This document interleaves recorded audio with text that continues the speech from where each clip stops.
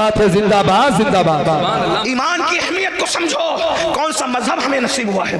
اسی لیے آج ہم مسلمان ایمان کی اہمیت نہیں سمجھ پا رہا ہے، منکرین اسلام اہمیت سمجھ گئے۔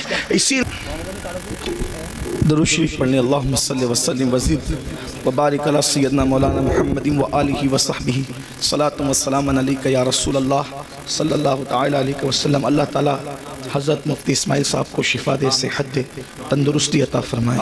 اس حالت میں بھی وہ تشریف لائے ہیں، یہ ہمارے بزرگوں کا خلوص ہے، اخلاص ہے۔ درود شریف ایک بار پڑھیں، میں گفتگو آگے بڑھاتا ہوں۔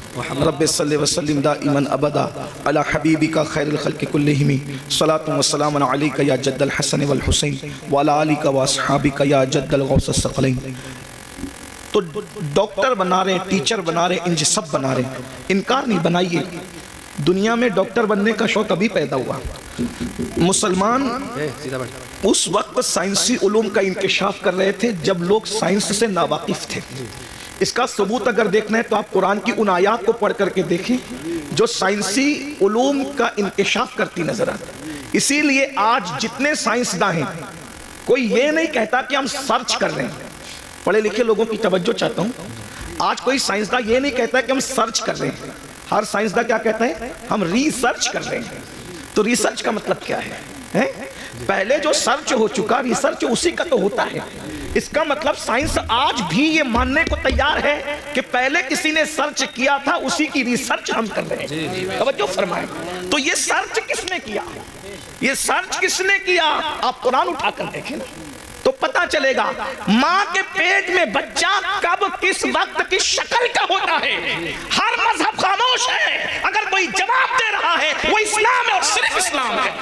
سبحان اللہ سبحان اللہ۔ آپ دیکھیں نا، یہ جو سرچ پیش ہے، آج لوگ ریسرچ کر رہے ہیں۔ سرچ تو ہم نے کیا ہے، تلاش تو ہم نے کیا ہے۔ اللہ اکبر۔ اسی طریقے سے فرعون کی ممی کے بارے میں، اس کی لاش جو میوزیم میں پڑی ہوئی ہے، اس کے بارے میں جب پی ایم کیا گیا تو ڈاکٹر اور سائنسداں اس نتیجے پہ پہنچے کہ یہ سمندر میں ڈوب کر کے مرا ہے۔ یہ رپورٹ تھی اس کے پی ایم کی، لیکن سوچا کہ آخر یہ ڈوب کے مرا، سمندر میں ڈوبنے والا باہر کیسے نکل سکتا ہے؟ سارے مذاہب کی کتاب خاموش تھی۔ اسلام نے کہا، قرآن نے کہا کہ ہم نے تیری لاش کو اس لیے بچایا تاکہ ہم تجھے لوگوں کے لیے عبرت بنا دیں۔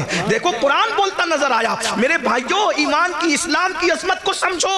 ہمیں وحدہ لا شریک، خدائے حق، معبود برحق کا پتہ مصطفیٰ جان رحمت نے بتایا، ورنہ کہیں تو حضرت عیسیٰ کی عبادت ہو رہی ہے، کہیں تو حضرت مریم کی عبادت ہو رہی ہے، کہیں تو حضرت عزیر کی عبادت ہو رہی ہے، کہیں تو چاند کی عبادت ہو رہی ہے، کہیں تو سورج کی عبادت ہو رہی ہے، کہیں تو گوبر اور مٹی کی عبادت ہو رہی ہے، کہیں تو درخت اور دریا کی عبادت ہو رہی ہے۔ ارے تم کتنے خوش نصیب ہو کہ تمہیں وہ خدا ملا ہے۔ وہ اور لوگ ہیں دنیا کے اندر جو خدا کو بنا کر پوجتے ہیں۔ لوگوں کا خدا وہ ہے جو لوگ بناتے ہیں، مسلمانوں کا خدا وہ ہے جس نے کن کہہ کر کائنات کو زندہ باد زندہ باد، نعرہ تکبیر، نعرہ رسالت۔ لوگوں کا خدا وہ ہے جس کی تصویر بنتی ہے، مسلمانوں کا خدا وہ ہے جو تصور میں بھی نہیں آتا۔ اوروں کا خدا تصویر میں آتا ہے، ہمارا خدا تصور میں بھی نہیں آتا۔ ہمارا خدا اتنا بلند ہے، ارے جو تصور میں نہیں آتا وہ ہمارا خدا ہے۔ اللہ اکبر۔ اور پھر لوگ عظمت کا اندازہ کیا لگائیں جب محمد الرسول اللہ، اس کے بنائے ہوئے بندے کی عظمت کی حقیقت کو لوگ نہ جان سکے۔ جب اس کا بندہ اتنا بے مثال ہے تو وہ خدا کتنا بے مثال۔ بات ہے، زندہ باد زندہ باد۔ ایمان کی اہمیت کو سمجھو، کون سا مذہب ہمیں نصیب ہوا ہے۔ اسی لیے آج ہم مسلمان ایمان کی اہمیت نہیں سمجھ پا رہا ہے، منکرین اسلام اہمیت سمجھ گئے۔ اسی لیے وہ ایمان چھیننا، وہ جانتے ہیں جب تک ان کے پاس ایمان رہے گا ان کو زیر نہیں کیا جا سکتا، ان کو تباہ نہیں کیا جا سکتا، ان کو برباد نہیں کیا جا سکتا۔ چھین لو ان سے ایمان، چلے گا۔ ان کے پاس ٹوپیاں رہے چلے گا، ان کے پاس مدرسے رہے چلے گا، ان کے پاس اسکول رہے چلے گا، ان کے پاس جو وہ سرٹیفکیٹ رہے چلے گا، ان کے پاس ایمان نہیں رہنا چاہیے۔ اس لیے ایمان چھیننے کے لیے منصوبے بن رہے ہیں، الگ الگ منصوبے، داخلی منصوبے، خارجی منصوبے۔ بہت خطرناک چیلنجز کا ہمیں سامنا ہے۔ اور آپ آج ہمیں بچہ ڈاکٹر بنے، انجینئر بنے، تاجر بنے، اس کا مستقبل سدھر جائے، سب کو فکر ہے۔ اگر فکر نہیں ہے، ایمان کی فکر نہیں ہے۔ نبیوں کی فکر کیا تھی؟ اچھا کچھ تو اتنے دیر ہوشیار ہے، کہتے ہیں مولانا ہمارے بچے تھوڑی بگڑیں گے، اور تو کون سا دین پر ہے جو تیرے بچے دین پر قائم رہیں گے؟ کس بگڑنے کی سدھرنے کی بات کرتے ہو؟ جس قوم کو کلمہ پڑھنا نہیں آتا. ہمارے بزرگوں نے کہا کہ نکاح کی محفل میں جاؤ تو کلمہ پڑھاؤ تو نہیں پڑھ پاتے، تو جو شادی کی خوشی کے موقع پر قاضی کے پڑھانے پہ کلمہ نہیں پڑھ پاتے، وہ موت کے اضطراب میں کیا کلمہ پڑھ پائیں گے؟ بتائیں نا. آپ کس ایمان کی بات کرتے ہیں؟ آپ کس ایمان اور عقیدے کی بات کرتے ہیں؟ بھائیوں میری قوم کو کلمہ نہیں آتا ہے. قرآن کی کتنی آیتیں حفظ ذرا اپنے آپ میں ڈوب کر سوچ. میں کوئی ڈانٹ پیٹنے نہیں آیا، آپ کو کوسنے نہیں آیا، لیکن یہ محفل احتساب کی محفل ہے، یہ محفل جنت بانٹنے کی محفلیں نہیں ہے. میں اس کا قائل نہیں ہوں، اس لیے کہ ہم لوگ فکر رضا کے وارث، فکر رضا ہماری محافظ، ہم وہ لوگ نہیں ہیں کہ اس کو دیکھو اس کو دیکھو جنت ملے گی. میں اس کا سخت مخالف ہوں. جو قوم غسل جنابت سے نہ واقف ہو، تم اس کو کیا جنت بانٹ رہے ہو؟ بیوقوف بناتے ہو. اللہ کو ہمیں منہ نہیں دکھانا ہے، خدا کو کیا منہ دکھاؤ گے؟ بتاؤ تو صحیح. جب وہ سن لیں گے کہ مفتی اسماعیل صاحب کے چہرے کو دیکھ کے جنت ملتی ہے، امین القادری کے چہرے کو دیکھ کے جنت ملتی ہے، مفتی جلیل صاحب کے چہرے کو دیکھ کے جنت ملتی ہے، بیوقوف ہے پھر وہ فجر میں اٹھیں گے؟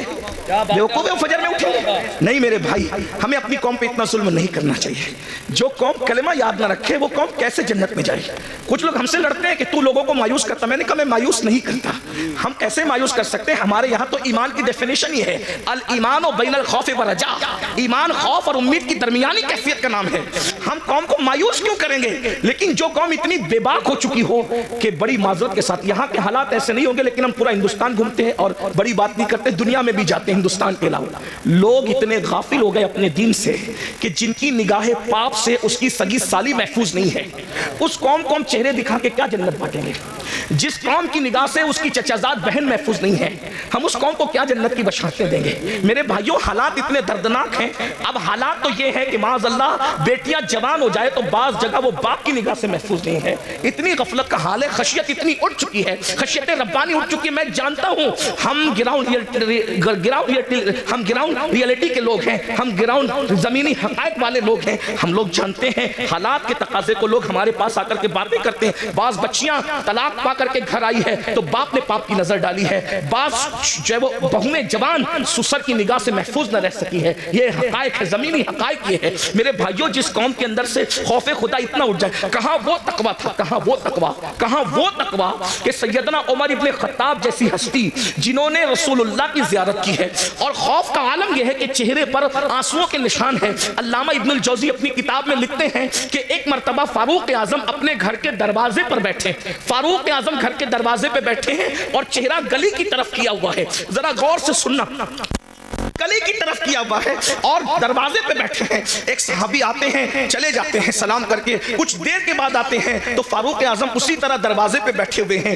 وہ لوگ بھی کیا لوگ تھے، یہ نہیں دیکھا کہ فاروق اعظم ہے، یہ نہیں دیکھا عمر ابن خطاب ہے، یہ نہیں دیکھا کہ رسول اللہ کے صحابی ہیں. جب دیکھا کہ دروازے کی طرف رک کر کے بیٹھے ہیں، وہاں کسی کی رعایت نہیں تھی، کیونکہ وہ لوگ سب سے پہلے شریعت کے مرید تھے، بعد میں کسی کے مرید تھے. وہ لوگ سب سے پہلے شریعت کے معتقد تھے، بعد میں کسی اور کے معتقد تھے. فاروق اعظم کو دروازے پہ بیٹھا دیکھ کر ایک عام صحابی ٹوکتے ہیں، عمر اب تم بھی دروازے پہ بیٹھو گے رستے کی طرف منہ کر کے؟ آپ دروازے پر کیوں بیٹھے رستے کی طرف منہ کر کے؟ ہم تو کسی کو روک بھی نہیں سکتے، ٹوک بھی نہیں سکتے، اس لیے کہ ہمیں معاذ اللہ ثم معاذ اللہ اللہ کی رضا سے زیادہ کسی اور کی رضا پیاری ہو گئی ہے کہ اس قوم کی تباہی سے اس قوم کو اب کوئی نہیں بچا سکتا. جو خالق کو تو ناراض کر سکتی ہے مگر مخلوق کو ناراض نہیں کر سکتی. میرے بھائی ہاں، اگر کسی غریب کے ہاتھ میں سونے کی انگوٹھی ہم دیکھتے ہیں اس کو اتروا لیتے ہیں. کیا کسی کونسلر کے ہاتھ سے بھی ہم انگوٹھی اتروانے کی ہمت رکھتے ہیں؟ کیا کسی مالدار کے ہاتھ سے بھی ہم کڑا اتروانے کی ہمت رکھتے ہیں؟ سارا قانون تو ہم نے منہ دیکھ کر کے بنایا ہے. بہت معذرت کے ساتھ اسلام صرف اسلام ہے، اسلام صرف اسلام ہے، اسلام حقیقت ہے. غریب امیر چھوٹا بڑا سب کے لیے شریعت کا قانون ایک ہے. اللہ اکبر. ذرا غور تو کیجئے، فاروق اعظم جیسی ہستی کو ٹوکنے والا ٹوکتا ہے. آپ دروازے پہ بیٹھیں گے روڈ کی طرف رستے کی طرف منہ کر کے. فاروق اعظم نے کہا اللہ تیرا بھلا کرے. ناراض نہیں ہوئے فاروق اعظم. یہاں ٹوکنے پہ لوگ ناراض ہوتے ہیں، فاروق اعظم ناراض نہیں ہوئے. تو اللہ تیرا بھلا کرے، تو نے مجھے ٹوکا لیکن پوچھ تو صحیح کہ میں دروازے پہ کیوں بیٹھا ہوں. دروازے پہ بیٹھنے کی وجہ کیا ہے؟ کہا کیا وجہ ہے؟ کہا آج میری بیٹی ام المومنین حفصہ مجھ سے ملنے آئی. پہلے تو میں اہل علم کی توجہ چاہتا ہوں، جو بیٹی ہوگی وہ کبھی ماں نہیں ہو سکتی اور جو ماں ہوگی وہ کبھی بیٹی نہیں ہو سکتی.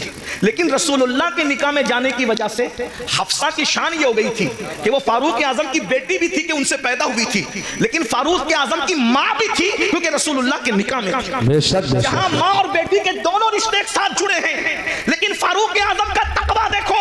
فاروق اعظم کہتے ہیں آج میری بیٹی حفصہ مجھ سے ملاقات کے لیے آئی ہے اور میری بیوی اپنے میکے چلی گئی ہے, تو میں اپنی جوان بیٹی کے ساتھ اپنے کمرے میں اکیلا رہنا پسند نہیں کرتا, اس لیے میں دروازے کی طرف رک کر کے بیٹھ گیا ہوں اپنی بیوی کے انتظار میں کہ وہ آئے تو میں اندر جاؤں. وہ لوگ تھے اللہ کے خوف اور خشیت جو بیٹی کے ساتھ, جو ماں بھی ہو, ام المومنین بھی ہو, اس کے ساتھ تنہائی میں بیٹھنا گوارا نہیں کرتے. یہ وہ لوگ تھے. اور آج کیا ہو رہا ہے, کیا کر رہے ہو؟ اسلام کہاں نظر آتا ہے مجھے بتاؤ. وہ قوم ایمان کو تحفظ کیسے دے سکتی ہے جس کے پاس ایمان کی کوئی اہمیت ہی نہیں؟ آؤ نبی کی فکر دیکھو. قرآن نے ایک نبی کی موت کا ذکر کیا. پہلے تو یہ سن لیں کہ ہم اہل سنت کے بارے میں لوگ بکواس کرتے ہیں, کہتے ہیں یہ لوگ نبی کی موت نہیں مانتے. میں نے کہا جھوٹ ہے. ہم اللہ کے سوا سب کی موت مانتے ہیں, حتیٰ کہ ہمارا عقیدہ ہے کہ موت کو بھی موت آئے گی. موت کو بھی موت, ہمارا عقیدہ. لوگ ہمارے عقیدے خود سے بیان کرتے ہیں, کبھی ہم سے سننے کی کوشش ہی نہیں کرتے. کبھی کہتے ہیں یہ سنی نبی کو بشر نہیں مانتے. ہم نے کہا جو نبی کو بشر نہ مانے ہم اس کو کافر سمجھتے ہیں. نبی بشر ہوتا ہے, لیکن تمہارے ماننے میں ہمارے ماننے میں فرق یہ ہے, نبی بشر ضرور ہوتا ہے لیکن وہ ہماری طرح بشر نہیں ہوتا. وہ خیر البشر ہوتا ہے, وہ سید البشر ہوتا ہے, وہ رشک بشر ہوتا ہے, وہ افضل البشر ہوتا ہے. ہاں, بلکہ لباس بشر میں نبی کو بھیج کر قدرت نے بشریت کو معراج عطا فرما دی ہے. بیدم شاہ وارسی نے کہا تھا ابعاد بھی کچھ اور ہماری نظر میں ہے, ابعاد بھی کچھ اور ہماری نظر میں ہے, جب سے سنا ہے یار لباس بشر میں ہے, جب سے سنا ہے یار لباس بشر میں ہے. تو نبی کو موت آتی ہے, اور نبی کو موت آئی.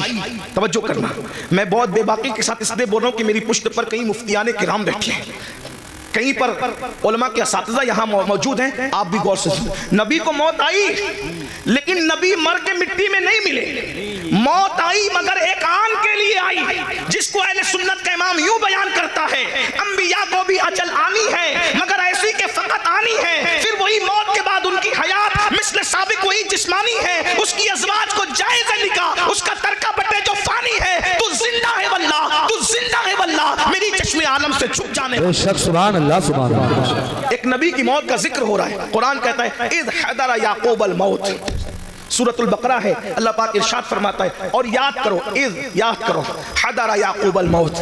ہائے ہائے, قرآن بیان کر رہا ہے نبی کی موت کو. کیا کہا؟ حضر یعقوب الموت. حضر یا موت حاضر ہوئی, موت حاضر ہوئی کہاں؟ یعقوب علیہ السلام کے پاس. پتا چلا انبیاء کی بارگاہ وہ ہے جہاں موت بھی حاضر ہوتی ہے, موت بھی حاضری دیتی ہے. ہاں, اس کا مطلب یہ کہ تم اور طرح مرتے ہو, انبیاء اور طرح دنیا سے تشریف لے جاتے ہیں. دیکھیے حاضر ہونے میں اور تشریف لانے میں فرق ہے. ویسے یوپی میں بتانے کی ضرورت نہیں, یوپی کے لوگ بہت پڑھے لکھے ہوتے, اردو تو جانتے ہی ہیں.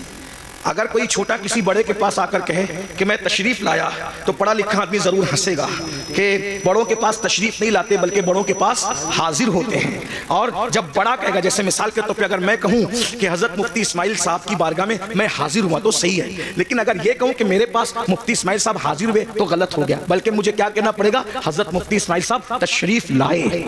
بات سمجھ میں آتی ہے؟ اب قرآن کیا کہہ رہے ہیں؟ حضر یعقوب الموت, موت حاضر ہوئی یعقوب کے پاس. تو پتا چلا یعقوب بڑے ہیں علیہ السلام, اور مرتبہ موت یہاں موت سے مراد موت کا فرشتہ ہے. اسی بات ہے ہمارے نبیوں سے, ہمارے نبیوں سے رسول ملائکہ کا مرتبہ افضل نہیں ہے نا. ہمارے یہاں پڑھایا جاتا ہے رسول ملائکہ سے انبیاء کرام اور رسولان نظام جو انسانوں میں ہیں وہ افضل ہیں. ٹھیک, حضر یعقوب الموت, اس سے پتہ چلا. اور پھر اس کے بعد کیا قرآن کہتا ہے؟ جب موت حاضر ہوئی تو قرآن کہتا ہے حضرت یعقوب علیہ السلام نے اپنے بچوں کو, پوتوں کو, بیٹوں کو, سب کو جمع کیا اور کیا کہا؟ اذ قال لبنی ما تعبدون من بعدی, کہ تم میرے بعد کس کی عبادت کرو گے. نبی کو فکر کیا ہے؟ بیٹے کیسے کیسے بیٹے ہیں, کیا نبی نے تربیت نہیں کی ہوگی؟ یا یوسف علیہ السلام جیسا بیٹا. اسی طریقے سے ان کے اور جو 11 بیٹے تھے, یاد رکھیے گا وہ جو 11 بیٹوں کا تذکرہ قرآن میں ہے, ہم ان کی بے ادبی نہیں کر سکتے کیونکہ وہ بگڑے ہوئے لوگ نہیں تھے. وہ تو ایک ان کی ایسی لغزش تھی جو رشک کی بنیاد پر ہو گئی تھی، ہے نا، مگر وہ اولاد پیغمبر تھے، ان کے اور ان کی اولادیں یعقوب علیہ السلام کو فکر ہے تو یہ نہیں کہ میرے بچے میرے بعد کھائیں گے کیا، کیونکہ رزق کا وعدہ اللہ نے کیا، اللہ رزاق ہے، میرے بعد میرے بچے پہنیں گے کیا، اللہ رب ہے وہ پہنائے گا بھی، میرے بعد میرے بچوں کا کیا ہوگا، ارے وہ سب کچھ انتظام کر دے گا۔ نبی کو فکر ہے دنیا سے جاتے وقت تو اپنے بچوں کے ایمان کی فکر ہے، پوچھتے ما تعبدون من بعدی، میرے بعد تم کس کی عبادت کرو گے، تو بیٹوں کی بھی تربیت ہوئی تھی، پوتوں کی بھی تربیت ہوئی تھی، انہوں نے کیا کہا، قالوا نعبد الہک۔ اب یہاں توحید بیان ہو رہی ہے، توجہ کرنا، یہیں سے ایمان، اب گفتگو کا آغاز ہوتا ہے، ایمان اصل کیا ہے، توحید اصل کیا ہے۔ قالوا نعبد، ہم عبادت کریں گے الہ کا جو تمہارا خدا ہے، یہ نہیں کہا اللہ کی عبادت کریں گے، یہ نہیں کہا اللہ کی عبادت کریں گے، کیا کہا الہ کا، آپ کے خدا کی عبادت کریں گے، وہ الہ آبائی کا، اور آپ کے باپ داداؤں کا جو خدا ہے، اور پھر تشریح آ گئی اسماعیلہ ابراہیم و اسماعیل و اسحاق، جو ابراہیم کا خدا ہے، جو اسماعیل کا خدا ہے، جو اسحاق کا خدا ہے، توحید بیان ہو رہی ہے، مگر نوی بیان نہیں ہو رہی ہے، بلکہ توحید اللہ والوں کے ذریعے سے بیان ہو رہی ہے۔ پتا چلا وہ توحید شیطانی توحید ہے جس میں کہا جاتا ہے اللہ کو مانیں گے اور کسی کو نہیں مانیں گے، قرآنی توحید یہ ہے الہ کا و الہ آبائی کا، ابراہیم و اسماعیل و اسحاق، یعنی کہ جو آپ کا خدا ہے۔ پتا چلا اگر یہ کہتے کہ خدا کی عبادت کریں گے تو بعد میں لوگ ڈھونڈتے کون سا خدا، کون سا خدا، کون سا خدا، نہیں کہا الہ کا، اے یعقوب تم جس کی عبادت کرتے رہے ہم اسی خدا کی عبادت۔ نعرہ تکبیر، نعرہ رسالت، مسلک اعلی حضرت، جشن دستار بندی، سبحان اللہ، ماشاءاللہ۔ اب یہاں لوگ ہم سے کہتے ہیں تم تو صرف نبی نبی نبی نبی کرتے رہتے ہو، تم اللہ کا ذکر نہیں کرتے۔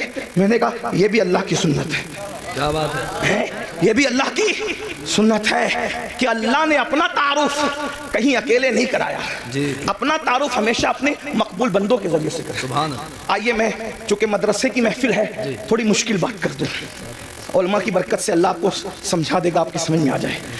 کچھ لوگ حضور کے پاس آئے اور پوچھنے لگے کہ آپ کا خدا کیسا ہے وہ بتائیے، خدا کو دیکھنے کی تمنا تھی، آپ کا خدا کیسا ہے وہ بتائیے۔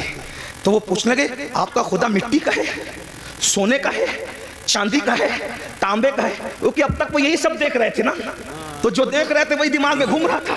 آپ کا خدا کیسا ہے اے محمد صلی اللہ علیہ وسلم، ہم اس طرح حضور کا نام نہیں لیتے لیکن انہوں نے کہا تو میں نقل کر رہا ہوں، کیا کہا، اے مسلمانوں کے پیغمبر آپ کا خدا مٹی کا ہے، تانبے کا ہے، پیتل کا ہے، کیسا ہے آپ کا خدا؟ تو اللہ نے ایک سورت پورے قرآن میں اپنے لیے خاص کر دی۔ دیکھو اہل سنت لوگ کہتے ہیں ان کو تو نبی اس وقت کچھ نظر نہیں آتا، یہ شرک کرتے ہیں۔ ہم نے کہا پاگل ہوئے ہو، تم بھی انگریزوں کی پیداوار میں سے پیداوار ہو، قرآن سمجھتے نہیں، اگر تم نے غداری نہ کی ہوتی تو آج امت کا یہ حال نہ ہوا ہوتا۔ سہارنپور والوں، سہارنپور کے آس پاس والوں، بہت برا کیا تم نے، تمہیں مر کے اللہ کو جواب دینا ہے۔ توحید کے نام پہ تم نے توحید کا گلا گھونٹنے کی کوشش کی ہے، لیکن قرآن کی توحید میں آپ کے سامنے پیش کروں، میری بات مشکل تو نہیں لگی، اتنی مشکل کبھی نہیں کرتا، لیکن چونکہ ایمان ہی ایک مشکل عنوان ہے نا۔ تو اللہ کے نبی سے پوچھا گیا، میں بھی ہو سکتا تھوڑا سبق سنا دوں آپ کو، آپ کے ہمارے علماء کو، تاکہ آپ کو سمجھ میں آئے کہ ایمان کیا ہے، اللہ کیا ہے، اللہ کا یہ تو سمجھ میں آئے۔ تو اللہ کے رسول سے پوچھا، حضور سے پوچھا کہ آپ کا اللہ کیسا ہے، مٹی کا ہے، سونے کا ہے، تانبے کا ہے، پیتل کا کیسا ہے؟ تو اللہ نے ایک سورت پوری صرف اپنے لیے کر لی، 114 سورتوں میں ایک سورت اللہ کے لیے، ہر سورت میں سب کا بیان ہے۔ سورہ فاتحہ اتنے مضامین ہیں کہ زندگی ختم ہو جائے مضامین ختم نہ ہو، یہی قرآن کا معجزہ ہے۔ توریت کے سارے مضامین، انجیل کے سارے مضامین، زبور کے سارے مضامین، صحائف ابراہیم اور تمام انبیاء کے صحیفوں کے سارے مضامین قرآن میں، اور قرآن پورا سمٹ کر سورہ فاتحہ میں آ جاتا ہے، اور سورہ فاتحہ پوری سمٹ کر بسم اللہ میں آ جاتی ہے، اور بسم اللہ پوری سمٹ کر با میں آ جاتی ہے، اور با پوری سمٹ کر با کے نقطے پوائنٹ میں آ جاتی ہے۔ سبحان اللہ، ماشاءاللہ۔ اسلام نے 1450 سال پہلے کہا تھا کہ نقطہ بھی بے معنی نہیں ہوتا، اس لیے آج سائنسدان تحقیق کر رہے ہیں کہ نقطے کا مطلب کیا ہے، نقطے کا مطلب۔ اور مولا علی کہتے تھے وہ با کا نقطہ میں ہی ہوں، با کا نقطہ نہیں، اسی لیے صوفیہ علی کو ناطق قرآن کہتے ہیں، مولا علی کو ناطق قرآن کہتے ہیں۔ ہاں بات یاد رکھنا، لیکن یہ بھی یاد رکھنا علی ناطق قرآن ضرور ہے، لیکن ابو بکر صدیق کا مقتدی ہے. کیا بات ہے، واہ واہ واہ واہ. بے شک بے شک. علی ناطق قرآن ضرور ہے لیکن صدیق اکبر کا وہ 2.5 سال تک کہتے رہے پیچھے اس امام کے، 10 سال تک کہتے رہے فاروق اعظم کے پیچھے اس امام کے، 12 سال عثمان غنی کے پیچھے اس امام کے. میں سوچتا ہوں پیچھے کھڑے رہنے والا ناطق قرآن ہے تو مرتبہ صدیق اکبر کا کیا، مرتبہ فاروق اعظم کا کیا، مرتبہ عثمان غنی کا کیا ہوگا. اسی کو میرے امام کہتے ہیں تیرے چاروں ہمدم ہے، یک جان یک دل، ابو بکر فاروق و عثمان علی ہے. صدق و عدل و کرم و ہمت میں 400 شعرے ہیں ان چاروں کے. ایمان کے بڑے تقاضے ہیں. تو بہرحال 114 صورتیں ہیں، 114 صورتوں میں ہر صورت میں کسی میں جنت کا ذکر ہے تو جہنم کا بھی. ایک بات عرض کروں، آپ بہت اچھے سے سن رہے تو ہمت کر رہا ہوں. قرآن کی یہی شان ہے، ابھی حفظ کی گلے بند دستار ہوگی، ساتھ حافظ بنے. ایک بات آپ کے سامنے رکھو، جس کتاب میں سائنس بیان ہوتا ہے اس میں الجبرا نہیں بیان ہوتا، اور جو الجبرا کی کتاب ہوتی ہے اس کے اندر جغرافی بیان نہیں ہوتا. جو جغرافی کی کتاب ہوتی ہے اس کے اندر جو ہے وہ مذہب بیان نہیں ہوتا، اور جس میں مذہب بیان ہوتا ہے اس کے اندر سائنس بیان نہیں ہوتا ہے نا. ایسے ہی اگر آپ مذہب کی کتاب میں جغرافی بیان کریں تو مضمون بدلنے سے ساری گڑبڑ ہو جائے. جیسے شاعر لوگ ابھی نعت پڑھ رہے تھے، کلام پڑھ رہے تھے، اگر یہ نعت پڑھتے پڑھتے لک بدر فی الوجہ الاجمل خط حال ما زلف ابر اجل ترے چندن چندر پرو کندل رحمت کی بھرن برسا جانا، یہ شعر پڑھتے اور ساتھ میں غالب کا یہ جوڑ دیتے کہ کل 14ویں کی رات تھی شبر رہا چرچا تیرا، کچھ نے کہا کہ چاند ہے کچھ نے کہا چہرہ تیرا، ہم بھی وہاں موجود تھے ہم سے بھی سب پوچھا کیے، ہم چپ رہے ہم ہنس دیے منظور تھا پردہ تیرا. کچھ لوگ چپل اٹھا لیتے کم وقت، کم سے کم نعت کا تقدس تو دیکھ، کہاں وہ چہرے والدہا اور کہاں غالب کے محبوب کا چہرہ، تھوڑی شرم تو کر. مضمون بدلا، گڑبڑ ہوئی کہ نہیں؟ ایسا لگا جیسے مخمل کی چادر میں ٹاٹ کا پیون لگ گیا. ایسے ہی ہے نا؟ بولو بھائی ایسے ہے کہ نہیں ہے؟ ایک عنوان، جیسے ابھی میں عنوان بیان کر رہا ہوں ایمان پر، اور ایمان بولتے بولتے اچانک میں لطیفہ بولنے لگوں تو کہیں گے کس مسخرے کو لا کے بٹھایا. علماء کا بھی خیال نہیں کیا. ارے 5000 لوگ تھے، 1 گھنٹہ برباد نہیں کیا بلکہ 5000 لوگوں کا 1 گھنٹہ برباد کیا تو مسلمانوں کے 5 گھنٹے امین القادری نے برباد کر دیا. کیوں لائے تھے اس کو؟ ہے کہ نہیں بھائی یہ بات؟ تو عنوان بدلتا ہے تو مخمل میں ٹاٹ کا پیون لگتا ہے. علمی دیانت کے خلاف ہے عنوان کا بدل دینا، اور عنوان بدلتا ہے تو بوجھل ہو جاتا ہے انسان. موت کے موقع پر شادی کی بات کرنا مزہ نہیں آتا، شادی میں موت کا ذکر کرنا مزہ نہیں آتا، رونے کی محفل میں ہنسانا، ہنسنے کی محفل میں رلانا اچھا نہیں لگتا، بے وقت کی شہنائی اچھی نہیں لگتی. مگر قربان دنیا کی کوئی کتاب ایک ٹاپک پر ہے مگر یہ صرف اللہ کی کتاب ہے. قرآن قرآن قرآن قرآن کی صورتوں کو دیکھ لو، اللہ اکبر. جنت کا ذکر آ رہا ہے، جنت کی باغوں کا ذکر آ رہا ہے، حوروں کا ذکر آ رہا ہے، غلمہ کا ذکر آ رہا ہے، محلوں کا ذکر آ رہا ہے، جنت کے اندر نہروں کا ذکر آ رہا ہے، اللہ اکبر. فرشتوں کا ذکر آ رہا ہے، فرشتوں کو سلام کرنے کا ذکر آ رہا ہے، ایک دوسرے کے ملنے کا ذکر آ رہا ہے، حوروں کا ذکر آتا ہے، بڑی آنکھیں ہیں، جوبنوں کا ابھار ہے، حسن ہے، یہ ہے وہ ہے، کنگن ہے، لباس ہے. لیکن یہ بیان کرتے کرتے اچانک پھر جہنم کا ذکر آتا ہے، لیکن عنوان بوجھل نہیں کرتا بلکہ حسن اور بڑھ جاتا ہے. اللہ اکبر. یہ کتاب ہے قانون کی کتاب، لیکن اس کے اندر بہاروں کا ذکر بھی ہے، جہنم کا ذکر بھی ہے، انسان کا ذکر بھی ہے، جانوروں کا ذکر بھی ہے، چوپاؤں کا ذکر بھی ہے، پرندوں کا ذکر بھی ہے، شجر کا ذکر بھی ہے، حجر کا ذکر بھی ہے، شفق کا جمال بھی ہے، افق کی سرخی بھی ہے، ستاروں کی انجمن بھی ہے، انسان کا حسن بھی ہے، بڑھاپے کے گڈھے خد و خال بھی ہے، عمر کا سٹیایا پن بھی ہے، احسن القصص کسی کے گمنے کا ذکر بھی ہے، کسی کے ملنے کا ذکر بھی ہے، کسی کے آنکھ میں جانے کا ذکر بھی ہے، گلزار بن جانے کا ذکر بھی ہے، کسی کے ظلم کا ذکر بھی ہے، کسی کے انصاف کا ذکر بھی ہے، کسی کے تقدس کا ذکر بھی ہے، کسی کے زنا کا ذکر بھی ہے، کسی کی فکری آبادی کا ذکر بھی ہے، کسی کے فکری تقدس کا ذکر بھی ہے. قرآن بیان کرتا ہے مگر بوجھل نہیں ہوتے بلکہ عقیدتیں بڑھتی چلی جاتی ہے، مزہ بڑھتا چلا جاتا ہے اور دل پکار اٹھتا ہے. یہ کسی انسان کا کلام نہیں ہے، یہ کسی ایسی ہستی کا کلام ہے جسے واقعی خدا کہلانے کا حق ہے. کیا بات ہے، بے شک سبحان اللہ ماشاءاللہ. قرآن ہے 6666 آیتوں میں پوری کائنات بیان کر کے رکھتی ہے. ستاروں کی انجمن بیان ہو رہی ہے، خلائے بیان ہو رہی ہے، ولایت بیان ہو رہی ہے، نبوت بیان ہو رہی ہے، رسالت بیان ہو رہی ہے، فرعونیت بیان ہو رہی ہے، حمانیت بیان ہو رہی ہے، قارونیت بیان ہو رہی ہے، خلت بیان ہو رہی ہے، موسیٰ کا جلال بیان ہو رہا ہے، نوح کی شجاعت بیان ہو رہی ہے، عیسیٰ کا تکلم بیان ہو رہا ہے، مریم کا تقدس بیان ہو رہا ہے، سب کچھ بیان ہو رہا ہے. زلیخا کا پیار بیان ہو رہا ہے تو مریم کا تقدس بھی بیان ہو رہا ہے، یوسف علیہ السلام کی طہارت بھی بیان ہو رہی ہے. توجہ تو کریں، ایک قرآن ہے، سب مضامین کو سمیٹ لیا. بلکہ قیامت تک جتنے مضامین ہم مر جائیں گے لیکن ہماری نسلیں دیکھے گی. ہو سکتا ہے اگر یہ تقریر اس وقت رہی تو لوگ شاید کہیں گے کہ کسی کہنے والے نے مجذوب کی بڑھ نہیں تھی، یہ صرف عقیدت نہیں تھی بلکہ حقیقت تھی. آگے مضامین اور آئیں گے. قرآن ہی ایک کتاب ہوگی جو ہر چیلنج کا جواب دے گی. ایک مثال پیش کرتا ہوں, بات اپنے عنوان سے ہٹنا نہیں چاہتا لیکن ایک مثال پیش کرتا ہوں اچھے سے. دیکھو زمین اور آسمان کے بیچ میں کیا ہے, بولو کیا ہے؟ خلا ہے, خالی جگہ ہے. خلا بیکار ہے, لوگ یہی سمجھتے ہیں. زمین کام کی, آسمان کام کا, خلا بیکار ہے. لیکن قرآن نے اس وقت کہا, توجہ کریں قرآن کا انداز, ان فی خلق السماوات والارض واختلاف اللیل والنہار لآیات لأولی الالباب الذین یذکرون اللہ قیاما وقعودا وعلی جنوبہم ویتفکرون فی خلق السماوات والارض ربنا ربنا ربنا ما خلقت ھذا باطلا سبحانک فقنا عذاب النار.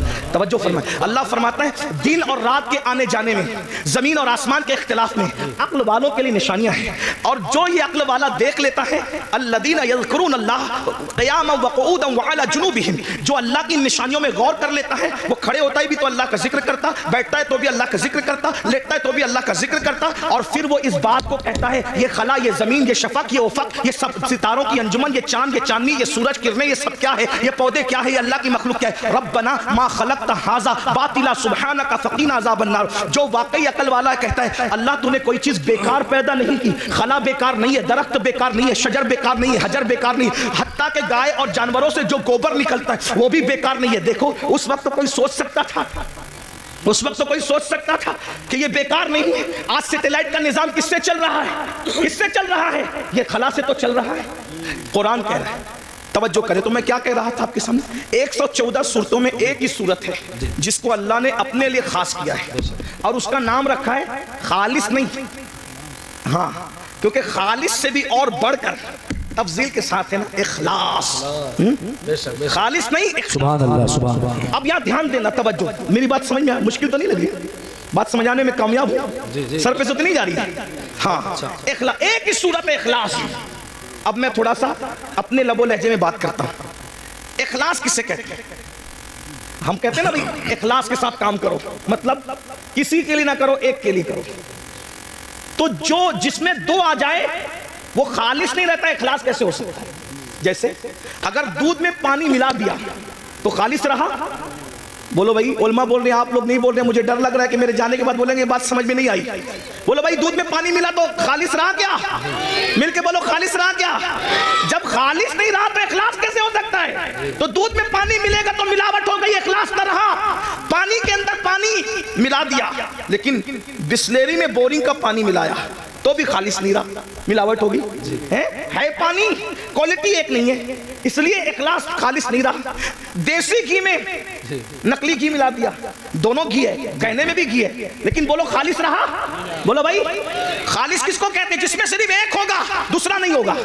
اب جس میں اللہ نے اپنی ڈیفینیشن بیان کی, اپنا پریچے کرایا, اپنا تعارف کرایا, اپنے آپ کو بتایا, اس صورت کا نام رکھا خالص نہیں, اخلاص. یعنی اس میں جہنم کا ذکر نہیں کروں گا. 113 صورتوں میں جنت اور جہنم کا ذکر ہوگا. جب میں اپنے آپ کو بیان کروں گا تو نہ جنت بیان کروں گا نہ جہنم بیان کروں گا. جب میں اپنے آپ کو بیان کروں گا نہ قبر بیان کروں گا نہ حشر بیان کروں گا. جب میں اپنے آپ کو بیان کروں گا نہ زمین بیان کروں گا نہ آسمان بیان کروں گا. حتیٰ کہ جب میں اپنے آپ کو بیان کروں گا نہ موسیٰ کا ذکر کروں گا نہ عیسیٰ کا ذکر کروں گا نہ داؤد کا ذکر کروں گا نہ ایوب کا ذکر کروں گا, مخلوق کا ذکر نہیں کروں گا, کیونکہ میں ہوں. بے شک سبحان اللہ سبحان اللہ.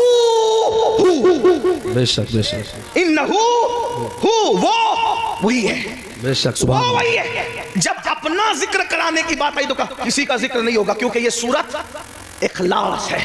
جی بتا اب کیا ہے تیرا تعارف, کیا ہے؟ توجہ, جی تیرا تعارف کیا ہے بتا. تو آواز آتی ہے قل. جہاں کسی کا ذکر نہیں کر رہے تھے, پسند بھی نہیں کیا, وہاں شروع کہاں سے کیا؟ قل. اپنے آپ سے پہلے کسی کو کہہ رہے ہیں, کیا کہا جا رہا ہے؟ قل, اے محبوب آپ فرما دو. بے شک بے شک, اے محبوب آپ فرما دو. سبحان اللہ. توحید کیا ہے, ذکر خدا کیا ہے؟ خود خدا ہو کر اپنا ذکر بعد میں کرتا ہے, آمینہ کے لال کا ذکر پہلے کرتا ہے. کیا بات ہے. نعرہ تکبیر, آگے سے پیچھے لگ ہاتھ اٹھا کے نعرے کا جواب دے. نعرہ تکبیر, نعرہ رسالت, عظمت مصطفیٰ, خواجہ کا ہندوستان, جشن دستار بندی, حضور سید امین القادری صاحب قبلہ, مدرسہ اسلامیہ ترکیہ ہریانہ. واہ واہ واہ. اپنا ذکر بعد میں ہو, اللہ بعد میں آ رہا ہے, پہلے قل آ رہا ہے. قل, آپ کہیے महबूब, यानी उसको भी पसंद है कि मेरा जिक्र बाद में हो। अब अगर किसी को फतवा लगाना है सुन्नियों पे न लगाओ जी, क्या बात है। पहले कुरान के क्या खिलाफ बात है वाह। कलम उठाओ, फिर समझेंगे कि तुम्हारी माँ ने कितना दूध पिलाया। जी, जी। और जब कुरान के खिलाफ कलम नहीं उठा सकते तो फिर मानना पड़ेगा जो सहारनपुर और इर्द गिर्द वाले बयान कर रहे हैं वो तौहीद नहीं है, जो बरेली वाले बयान कर रहे हैं वही तौहीद है। वही है जिसने तुझको हमतन करम बनाया, हमें भीख मांगने को तेरा आस्था बताया। तुझे हमद है खुदाया, तुझे हमद है खुदाया। वो कमारी पाक मरियम, वो नफख्त फीही कदम है अजब निशाने आज़म, मगर आमिना का जाया वही सबसे अफजल आया, वही सबसे अफजल आया। यही बोले सिदरा वाले चमने जहां के थाले सभी मैंने छान डाले, तेरे पाए का न पाया, तुझे यकने यक बनाया, तुझे हमद है खुदाया। अरे ओ खुदा के बंदो कोई मेरे दिल को ढूंढो, मेरे पास था अभी तो, अभी क्या हुआ खुदाया। न कोई गया ना आया, न कोई गया ना आया, हमें ऐ रजा तेरे दिल का पता चला बा मुश्किल, तेरे रोजा के मुकाबिल वो हमें नजर तो आया।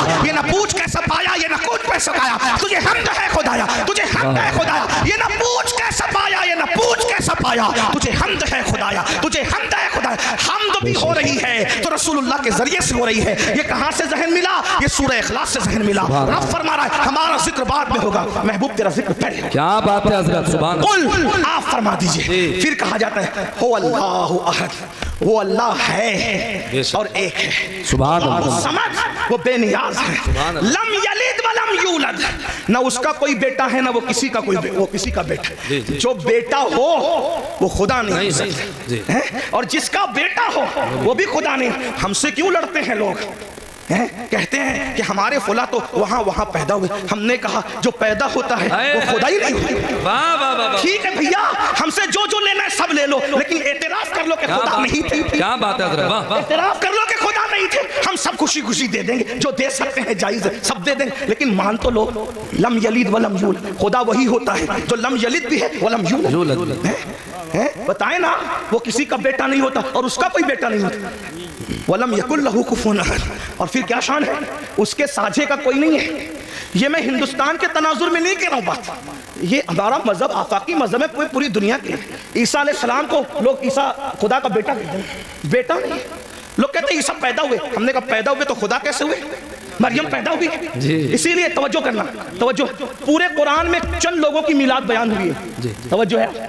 कुरान उठा के देखें, चंद लोगों की पैदाइश अल्लाह ने बयान की है। बाद में जिन जिन लोगों को खुदा कहा जाने वाला था अल्लाह ने सबकी मिलाद बयान कर दी। क्यों? ताकि पता चल जाए जो पैदा होता है वो खुदा नहीं होता। ईसा अलैहिस्सलाम की पैदाइश, हत्ता कि ईसा अलैहिस्सलाम की अम्मी के पेट में जो दर्द उठा उस दर्द को भी बयान कर दिया। इतना पक्का बयान किया ताकि कोई इनकार ना कर सके कि ये पैदा नहीं हुए थे। क्यों? इसलिए कि पैदाइश ही से तो जड़ कटती है शिर्क की। क्या बात है, वाह वाह। पैदाइश से तो जड़ कटती है शिर्क की। इसीलिए ईसा की विलादत अल्लाह ने बयान किया कि लोग ईसा को खुदा ना कहें, और हम मुस्तफा जाने रहमत की विलादत इसलिए बयान करते हैं और उनका मिलाद इसलिए मनाते हैं कि कोई उनको खुदा ना कहे। इसलिए कि तो लोग कहते हैं मिलाद बनाना भी शिर्क है। मैंने कहा मुल्ला जी थोड़ी तो शर्म करो, मिलाद उसी की होती है जो खुदा नहीं होता। जब बना लिया मिलाद तो शिर्क कैसे हुआ? ये तो शिर्क का काट है, ये तो शिर्क का तोड़ है।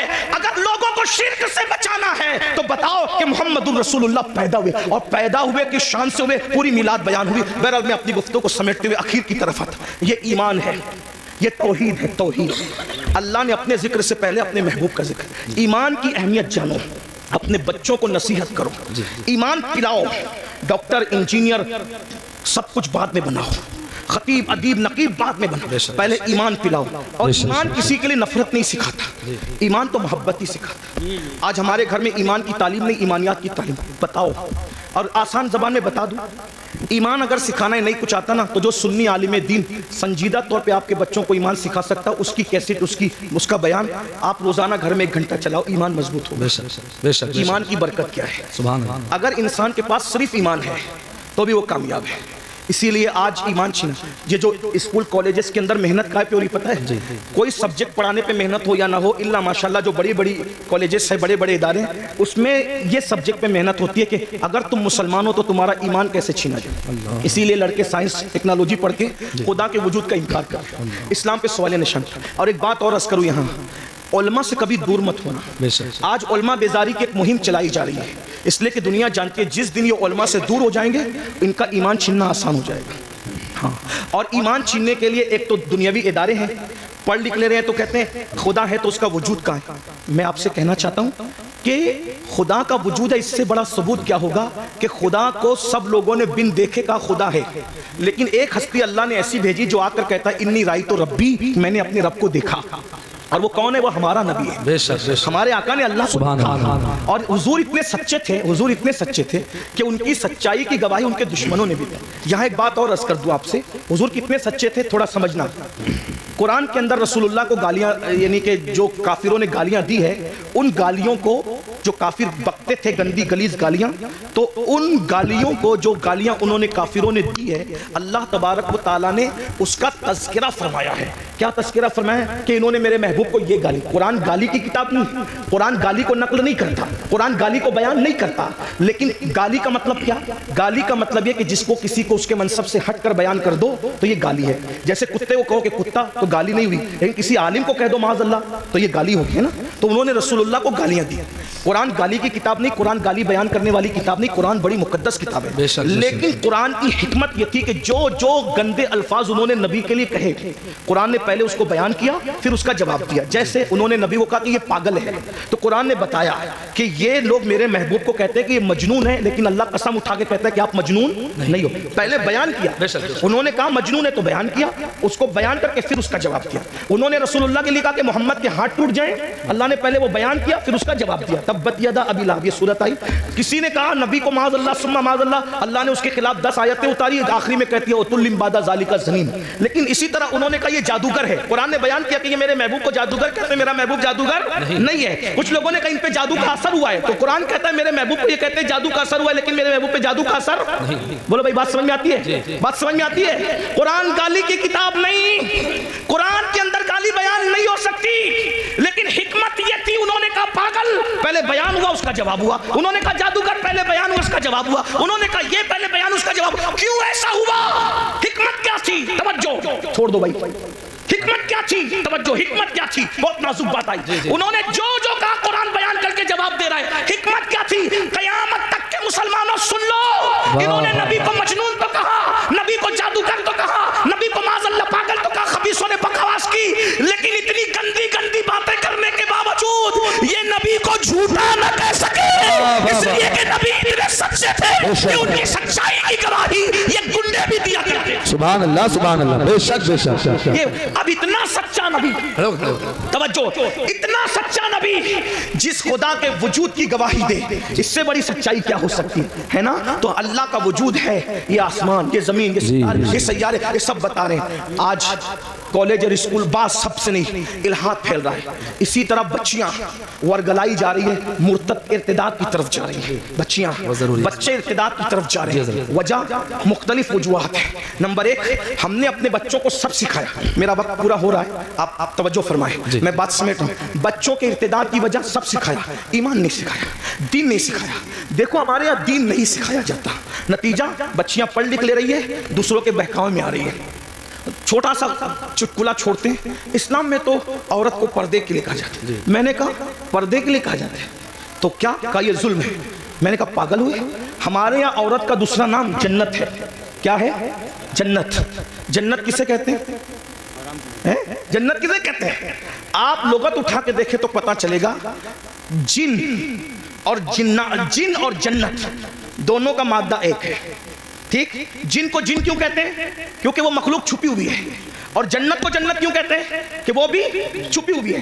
تو جو چھپی ہوئی ہو اس کو جنت کہتے ہیں، ہے نا؟ ہمارے یہاں بیٹی پیدا ہو تو ماں باپ کے لیے جنت، جوان ہو کر کے نیک بیوی بن جائے تو شوہر کے لیے جنت، ماں بن جائے اس کے قدموں میں جنت۔ تو جو جنت ہوتی ہے وہی تو چھپائی جاتی ہے۔ ہمارے یہاں عورت کا دوسرا نام جنت ہے، اور جنت چھپانے کی چیز ہے۔ الحمدللہ ہم عورت کو جنت سے کم نہیں مانتے، اسی لیے اللہ نے اپنی جنت بھی چھپا رکھی ہے جو سدرۃ المنتہا پر ہے، اور ہم نے اپنی زمین کی جنتوں کو بھی چھپا رکھا ہے جو ماں کی شکل میں، بیوی کی شکل میں، بیٹے کی شکل میں۔ سبحان اللہ ماشاءاللہ۔ جنات بھی چھپے ہوئے ہیں اور جنت بھی چھپی ہوئی ہے، اسی لیے جنات ہیں مگر نظر نہیں آتے۔ کیوں؟ اس لیے کہ چھپی ہوئی مخلوق ہے۔ اللہ اکبر، توجہ کریں آپ۔ عرض کیا کر رہا تھا؟ تو لڑکیوں کو ورگلایا جاتا ہے، بہکایا جاتا ہے، اور اب ہم لوگ کیا کرتے ہیں؟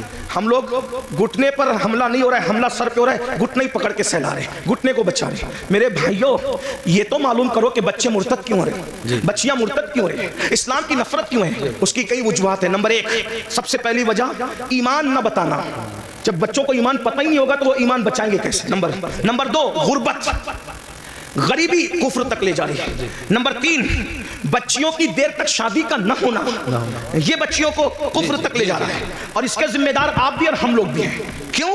اس لیے کہ بچیوں کی شادی میں تاخیر کیوں ہو رہی ہے؟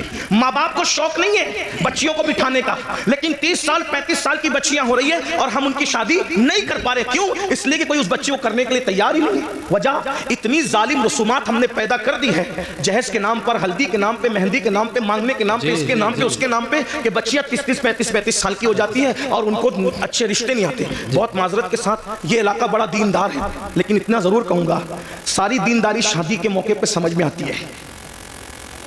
ساری دینداری شادی کے موقع پہ سمجھ میں، صرف جلوس میلاد میں دینداری نہیں، شادی کے موقع بھی دینداری بتاؤ نا، صرف جلسوں میں درد بھری باتیں نہیں، شادی کے موقع بھی دینداری بتاؤ۔ جو لوگ منہ پھوڑ کے مانگتے ہیں وہ تو مانگ ہی لیتے ہیں، جو لوگ نہیں مانگتے وہ لوگ بھی غریب گھروں میں صرف اس لیے رشتہ نہیں کرتے ہیں کہ یہاں جائیں گے تو کچھ ملے گا نہیں۔ ایک تو وہ ہے کہ جو مانگ رہا ہے، اور ایک تو وہ ہے جو وہاں جا رہا ہے جہاں ملنا ضروری ہے، جہاں نہیں ملے گا وہاں جانا ہی نہیں، جہاں نہیں ملے گا وہاں۔ بڑی معذرت کے ساتھ تو ادھر ادھر کی نہ بات کر، یہ بتا کہ قافلہ کیوں لوٹا؟ مجھے رہزنوں سے غرض نہیں، تیری رہبری کا سوال ہے۔ میں نے کئی جگہ یہ بات رکھی اور لوگوں نے میری بات کو قبول کیا۔ بہت سارے لوگ نوجوانوں نے یہ ارادہ کیا کہ انشاءاللہ سسرال سے ہم ایک چاندی کا تار بھی نہیں لیں گے، ایک گلاس بھی نہیں لیں گے۔ یہ ماحول بن رہا ہے ملک کے اندر، کیونکہ قرآن کہتا ہے وَذَكِّرْ فَإِنَّ الذِّكْرَ تَنفَعُ الْمُؤْمِنِينَ، مومنوں کو نصیحت کرو کہ نصیحت کرنا مومنوں کو فائدہ پہنچاتا ہے۔ میری قوم کے جوانوں، اگر صرف تم یوٹیوب پر مرتد ہونے والی لڑکیوں کی ویڈیو شیئر کر کے درد بھری باتیں کرو گے تو اس منافقت سے کام ہونے والا نہیں ہے۔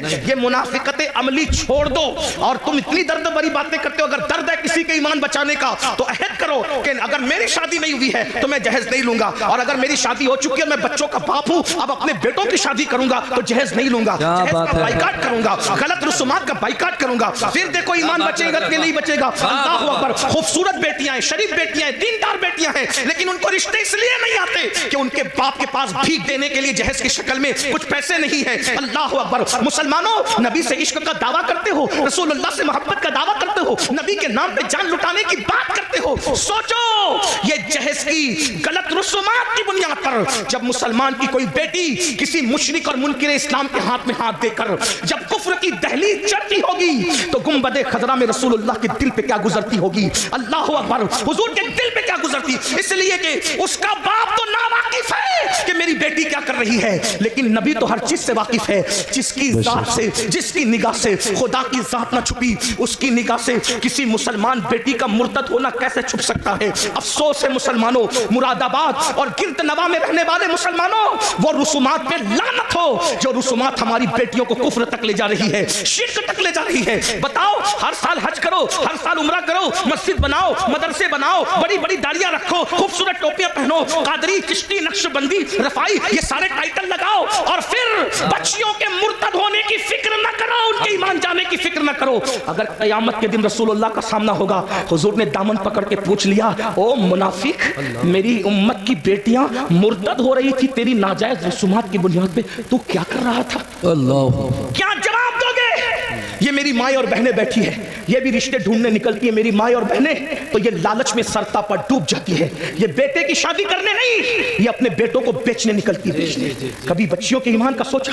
ارے میری بہن، اگر تیرے شوہر نے بھی تیرے ساتھ یہی کیا ہوتا تو بتا کیا تو اتنی عزت کے ساتھ رہ سکتا؟ کیا دولت ہی سب ہے، مال ہی سب ہے؟ ایک بات کہوں، تم اگر جہیز نہیں لوگے صرف کسی کا ایمان بچانے کی نیت سے تو پتا ہے جہیز میں تمہیں کیا ملے گا؟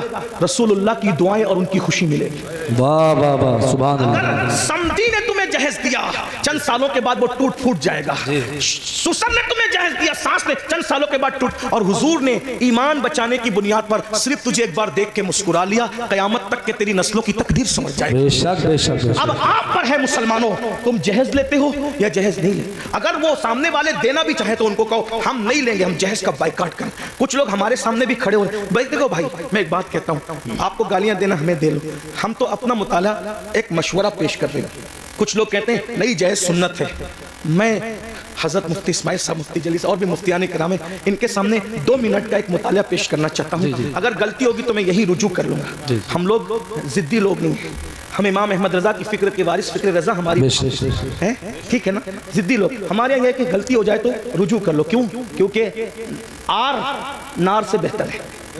لوگ ہمیں یہی تانا دیں گے نا کہ رجوع کر لیا. ٹھیک ہے بھائی، ہم تو رجوع والے لوگ، توبہ والے لوگ، اور توبہ اللہ کو بارگاہ میں محبوب ہے. حضور نے سیدہ پاک کو جہیز نہیں دیا. یہ میں آج آپ کے سامنے بات کرتا ہوں. حضور نے سیدہ فاطمہ الزہرا پاک کو جہیز نہیں دیا. میں نے کئی جگہ پیش کیا علماء کے سامنے، لیکن علماء نے میری تائید ہی کی. ابھی تک کسی نے اختلاف نہیں کیا. اگر کوئی استاد اصلاح کر دے تو ہم نہیں بیان کریں گے اس کو آج کے بعد، لیکن تھوڑا سن لیں. حضور نے جہیز نہیں دیا. کیسے نہیں جہیز دیا؟ میں نے کہا پہلی بات تو یہ ہے کہ حضور علیہ السلام کی ایک بیٹی نہیں تھی، 4 بیٹیاں تھیں، ہے نا. 4 بیٹیاں تھیں، اور 4 بیٹیوں پہ ہمارے پاس دلیل بھی موجود ہے. میں اس کی طرف ابھی نہیں جاتا، میرا ٹائم ختم ہو رہا ہے. صرف 10-15 منٹ بچے. جو ٹائم مجھے دیا گیا تھا اس میں 10-15 منٹ بچے، اس کو سن لیں. میرا ٹائم بول دوں گا. ہاں ہو جائے گا، ہو جائے گا، اتنے ٹائم میں ہو جائے گا. توجہ ہے نا، عرض کروں نا. حضور کی کتنی بیٹیاں تھیں؟ 4 بیٹیاں تھیں. اس کو میں اشارہ کر دیتا ہوں، آپ اس کو سن لیں. قرآن کہتا ہے اپنے محبوب سے، اللہ اپنے محبوب سے کہتے ہیں، اللہ تعالیٰ ارشاد فرماتا ہے کہ اے محبوب آپ فرما دیجئے، اے محبوب آپ فرما دیجئے. قل، آپ فرما دیجئے. کیا فرما دیجئے؟ کیا فرما دیجئے؟ لے ازواجی کا، اللہ فرماتا ہے قل لے ازواجی کا و بناتی کا اور و نساء المؤمنین. 3 طبقے کو نبی خطاب کر رہے ہیں اللہ کے حکم سے. قل لازواجی کا و بناتی کا و نساء المؤمنین. آپ کہیے اپنی بیویوں سے اور اپنی بیٹیوں سے اور مومنوں کی عورتوں سے. تو یہ بناتی کا جو ہے نا، یہ بناتی کا، کیونکہ عربی زبان کا حسن یہ ہے کہ ہر زبان میں واحد اور جمع بات ختم. عربی میں واحد تثنیہ، جمع قلت، جمع کثرت ہے نا، یہ تفسیر. تو قرآن کیا کہہ رہا ہے؟ وہ بناتی کا، تثنیہ کے ساتھ نہیں ہے. کس کے ساتھ ہے؟ جمع کے ساتھ. تو اگر تثنیہ کے ساتھ بھی ہوتا تو 2 بیٹی ماننی پڑتی، اور اگر ایک بیٹی ہوتی تو بنتی کا کہا جاتا، بناتی کا نہیں کہا جاتا، ہے نا. بناتی، قرآن اگر بناتی کا کہہ رہا ہے تو ماننا پڑے گا کہ کم سے کم نبی کی 3 بیٹیاں تھیں، کم سے کم. اور ہم تو الحمدللہ 4 بیٹیاں مانتے ہیں، اس پہ دلیل رکھتے ہیں. لیکن اب یہاں سنیے، یہ کوئی عنوان مناظرے کا چھیڑنے نہیں ہے، میں کوئی مناظر نہیں ہوں، لیکن بات کہنے لگا. اور میں بات جو کہہ رہا ہوں ان علماء کی موجودگی میں کہہ رہا ہوں، انہیں حق ہے. اور میں تو کہتا ہوں کہ علماء کو یہ حق ہونا چاہیے. اگر کوئی خطیب، کوئی شاعر غلطی کرے تو وہ اس کو چٹھی دے کر یا کان میں اس کی اصلاح کر سکے، اور اس کو قبول کرنا چاہیے. یہی ہمارے دادا مرشد حضور مفتی اعظم کا طریقہ تھا. سبحان اللہ، سبحان اللہ. اسٹیج پہ بھی لڑنے کی ضرورت نہیں، کیونکہ لوگ ہمیں دیکھتے. کان میں جو بات کہنی چاہیے اس کو کان میں کہنا چاہیے، جس کو میدان میں کہنا چاہیے اس کو میدان میں کہنا چاہیے نا. بہرحال تو حضور کی کتنی شہزادیاں ہیں؟ کتنی ہیں؟ 4. اب اگر آپ یہ کہتے ہیں کہ حضور نے سیدہ فاطمہ الزہرا کو جہیز دیا، سنی اگر کہتا ہے تو اس کو یہ بھی ثابت کرنا پڑے گا کہ سیدہ زینب بنت محمد کو بھی دیا، ام کلثوم بنت محمد کو بھی دیا صلی اللہ علیہ وسلم، رقیہ بنت محمد کو بھی دیا صلی اللہ علیہ وسلم. بھئی جب 4 شہزادیاں ہیں تو ایک ہی کو جہیز کیوں دیا؟ ایک بات ٹھیک بات سمجھ آئی؟ جو نبی یہ کہے کہ اگر ایک کھجور اپنے بچوں میں تقسیم کرنا ہو تو برابر تقسیم کرو، ورنہ اللہ کو قیامت میں جواب دینا پڑے گا. جب نبی کھجور کی تقسیم میں برابری کر رہے ہیں تو جہیز کے اندر دینے میں حضور برابری کیوں نہ کریں گے؟ تو آپ کو یہ بولنا پڑے گا کہ حضرت زینب کو کب دیا، حضرت رقیہ کو کب دیا، ام کلثوم کو کب دیا. ایک بات پھر آپ کہیں گے مفتی احمد یار خان نعیمی نے تو لکھا، مثنوی میں تو موجود ہے. میں نے کہا میں ان کا غلام ہوں، میں ان سے بغاوت نہیں کروں گا، لیکن بس بات اس کو اتنی پلٹ دو کہ جو جہیز کی لسٹ ہے وہ صحیح ہے، اس کا میں انکار نہیں کر رہا ہوں، لیکن بس بات اتنی پلٹ دیجئے کہ حضور نے جہیز نہیں دیا، نہ بیٹی کو دیا نہ داماد کو دیا، نہیں دیا، دونوں کو نہیں دیا، نہ بیٹی کو دیا نا. تو پھر وہ کیا تھا؟ میں نے کہا آسان بات، مولا علی کے والد کی غربت کی وجہ سے جب کچھ حالات ایسے پیدا ہو گئے، وہ تو مالدار بہت ہے لیکن کچھ حالات پیدا ہو گئے قحط کی وجہ سے، تو حضور اپنے چچا حضرت عباس کو ساتھ لے گئے، کہا کہ اس وقت قحط کا زمانہ ہے، میرے چچا کے مجھ پہ احسانات ہیں، تو ایسا کرتے ہیں کچھ بچے آپ لے لیں، کچھ بچے میں لے لوں، اور آپ پال لیں میں پال لوں. تو وہ جب ان کے پاس گئے تو حضرت عقیل کو سونپ دیا حضرت عباس کو، اور حضرت جعفر کو کسی کو سونپ دیا، اور طالب کو اپنے پاس رکھ لیا، اور مولا علی کے بارے میں کہا کہ اے محمد علی کو تم لے جاؤ، تو بچپنے سے حضور مولا علی کو اپنے گھر لائے. تو مولا علی کو بچپنے سے 4 سال 3 سال کی عمر سے پالا پوسا بڑا کیا، خوشیاں غم کپڑے لتے سب نبی نے دیے. بتائیں بچپنے سے حضور نے پالا. اب اگر مولا علی کا نکاح سیدہ فاطمہ کے ساتھ نہ بھی ہوتا تو مولا علی کو جس نے پالا پوسا بڑا کیا، کپڑے لتے سب تربیت سب کی، جب اپنے بھائی کی شادی حضور کر رہے ہیں تو مولا علی کا خود کا گھر نہیں تو گھر دلانا کس کی ذمہ داری ہے؟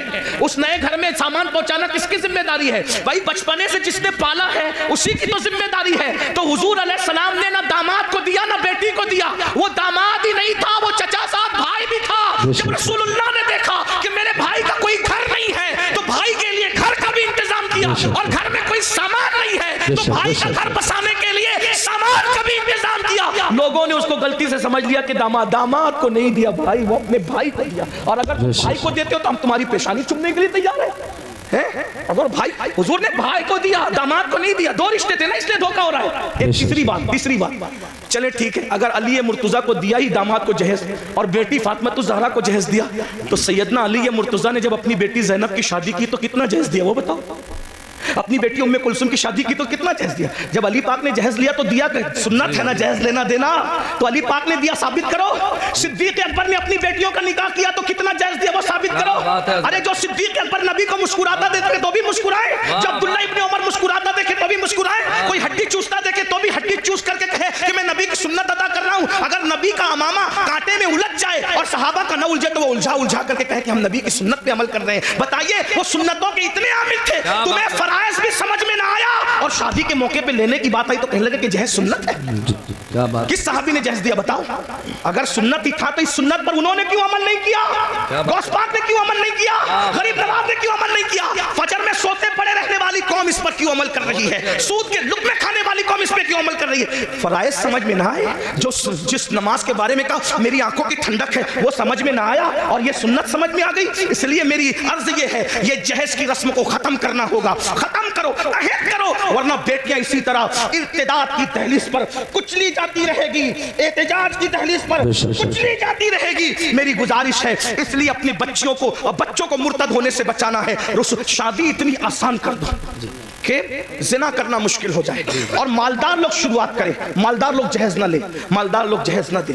مالدار لوگ شروع کریں گے، بااثر لوگ شروع کریں گے، ختم ہوگا. اور ایمان بچانے کی نیت سے شروع کریں. ایک تو یہ چیلنج ہے ہماری طرف سے، آخری بات عرض کر رہا تھا، بات سمیٹتے. ایک تو کہ لڑکیاں ڈائریکٹ مرتد ہیں، لیکن دوسری طرف مرتد ہونے کا ایک اور دروازہ کھلا ہے جس کی طرف ہماری توجہ نہیں ہے کہ جب ہم رشتہ داری کرتے ہیں تو رشتہ داری کرنے میں ہم جو ہے وہ عاشق رسول اور گستاخ رسول نہیں دیکھتے. تو چونکہ جو نبی کا گستاخ ہے، چاہے گستاخی داڑھی والا کرے چاہے گستاخی بغیر داڑھی والا کرے، کوئی نبی کی گستاخی کرے تو وہ مرتد ہے.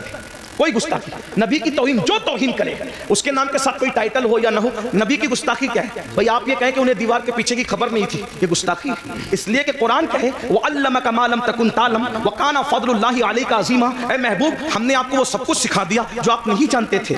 اللہ کہہ رہا ہے سب کچھ سکھا دیا اور ملا کہہ رہا ہے کہ دیوار کے پیچھے کی خبر نہیں. یہ نبی کو گالی ہوئی کہ نہیں ہوئی؟ اللہ فرما رہا ہے اے میرے محبوب یا ایھا النبی انا ارسلناک شاہدا ومبشرا ونذیرا. اے محبوب ہم نے آپ کو حاضر و ناظر بنا کر کے بھیجا. اور اللہ فرماتا وداعیا الی اللہ، اور ہم نے تمہیں اللہ کی طرف بلانے والا بنا کر بھیجا. باذنہ وسراجا منیرا، اور تمہیں چمکتا ہوا سورج بنا کر کے بھیجا. اللہ اکبر. اللہ ان کے بارے میں کہے اللہ اللہ کیا وہ محبوب ہے میرے بھائی. اللہ ان کی شان یوں بیان کرے والضحیٰ، محبوب تیرے چہرے کی قسم، واللیل تیری زلفوں کی قسم، والنجم تیرے دانتوں کی قسم، لا اقسم بہذا البلد تیرے چلنے کی قسم. محبوب اگر چہرے پر نقاب ڈال لے تو قرآن کہے یا ایھا المزمل، اے جھرمٹ مارنے والے. اگر وہ کمبل اوڑھ لے تو قرآن کہے یا ایھا المدثر، اے کمبل اوڑھنے والے. اگر وہ غصے میں آ کر کے اگر کنکر بھی پھینک دے تو قرآن اس پر بھی اتر آتا اور کہتا ہے وما رمیتا اذ رمیتا ولکن اللہ رما. پیارے یہ کنکر تو نے نہیں پھینکی، ہاتھ تیرے تھے پھینکنا ہمارا. وہ نبیوں کا سلطان، ان کے بارے میں اتنی چھوٹی کہتا ہے. مولوی کہہ رہا ہے آج، کون کہہ رہا ہے؟ میں نہیں جانتا، آپ سب جانتے اچھی طرح سے. کیا آپ کے علاقے کے مولویوں کو میں نہیں جانتا؟ جو جن کو جانتا ہوں ان کے چہرے بتانے کہ میں ان کو جانتا ہوں یہ مجھے جانتا ہے، اور جن کو نہیں جانتا ان کو نہیں جانتا. کہتے ہیں امی امی امی. امی کا مطلب ان پڑھ، نبی کو پڑھنا نہیں آتا تھا اور تو پڑھ لکھ لیا نبی کی حدیثوں سے اور نبی کو پڑھنا نہیں آتا تھا. کیا پاگل پن ہے؟ اور ایسوں کو آپ بیٹیاں دے رہے ہیں، ایسوں کے ساتھ آپ رشتہ داری. آپ کہتے ہیں مولویوں کے سوائے مولوی لڑانے آتے ہیں. بھیا مولوی لڑانے نہیں آتا. مولوی تو یہی بات تو मोमिनों को, सहाबा को कहते थे मुनाफिकीन, मदीने के मुनाफिकीन सहाबा को कहते थे कि ये लोग फसाद फैलाते हैं और हम इस्लाह का काम करते हैं। ये बातें वो बकते थे, बकवास करते थे। भाइयों, अपनी बेटी को अगर तुम किसी गुस्ताख के साथ बिया दोगे तो वो गुस्ताख रसूल को ससुर कहे मानेगी, गुस्ताख रसूल को शौहर मानेगी। और कुछ लोग ऐसे चढ़ दौड़ करके आते हैं हमारे पास, अरे मौलवी साहब हमने तो बदअकीदों की बेटी के निकाह आपको पढ़ाना पड़ेगा। मैंने कहा अच्छा, मेरी बहुत ज़्यादा लोगों से नहीं जमती है, मेरी तबीयत में नरमी बहुत है, लेकिन बहुत ज़्यादा लोगों, इसलिए कि हम मसलक के मामले में कहीं कंप्रोमाइज़ करना नहीं चाहते। ऐसे काम को आग लगे, लानत हो उस काम पर जिससे मसलक का सौदा हो जाए। हम मसलहत के कायल हैं, मसलक फरोशी के कायल नहीं हैं। हाँ, तबीयत में नरमी होनी चाहिए मगर मौक़िफ़ में सख्ती होनी चाहिए, और हमारा मौक़िफ़ वही हो जो गुज़िश्ता सदी में इमाम अहले सुन्नत ने बयान। बेशक बेशक सुभान अल्लाह। हाँ, हमारा नजरिया वही होना चाहिए। माहौल देखकर पूरी मत बांधो, मजमा देख के बातें मत करो, क्योंकि अल्लाह की बारगाह में खड़े होना है। अरे कहते हैं निकाह आपको पढ़ाना है, हम तो बदअकीदों के यहाँ से दूसरी पार्टी से लाए हजरत। मैंने कहा अच्छा, तो कहा हजरत चंद दिन में सुन्नी बना लेंगे। मैंने कहा तू बड़ा सुन्नी बन गया जो उसको बहू को सुन्नी बनाएगा, और अगर वो बन भी जाए तो क्या वो गुस्ताख रसूल को अब्बा कह के न पुकारेगी? तुम्हारा पोता पैदा हुआ तो उसका नाना मरेगा तो उसका जनाजा, वो गुस्ताख का जनाजा तुम्हारा पोता पढ़ने न जाएगा? हैं? तुम कितने सुन्नी हुए जो दूसरों को सुन्नी बनाओगे? हैं? जिसका खाते हो उसकी वफादारी करो, कम से कम कुत्ते से सीखा होता। कुत्ता एक रोटी खाता है, मालिक की वफादारी करता है। हमें जो मिला है नबी के सदके में मिला। कहते हैं उम्मी है, अनपढ़ है। मैंने कहा पागल हुआ है, पागल हुआ है, पागल है, कैसी बात करता है? उम्मी है, अनपढ़ है। हुजूर अनपढ़ नहीं थे।